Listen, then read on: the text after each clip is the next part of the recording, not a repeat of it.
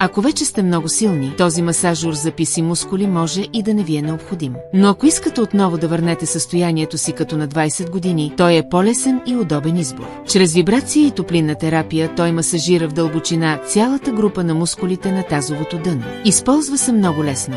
Намерете равна повърхност и седнете върху него, като подравните бялата изпъкнала част в средата с долния отвор на таза, след което изберете с дистанционното различни нива от L1 до L5, подходящи за различни етапи на тренировка. След натискане на бутона за старт, вътрешната въздушна възглавница се повдига и създава дългочестотни вибрации. Тогава следвайте ритъма и правете упражнения за свиване, задържане и отпускане, за да тренирате цялата мускулна група на тазовото дъно. След края на тренировката натиснете бутона за релакс. Въздушната възглавница отново се повдига и в комбинация с краткочестотни вибрации и постоянна топлинна терапия от 45 до 55 градуса отпуска и се грижи за мускулите на тазовото дъно. Само по 10 минути на ден са достатъчни, за да завършите лесно както тренировката, така и отпускането.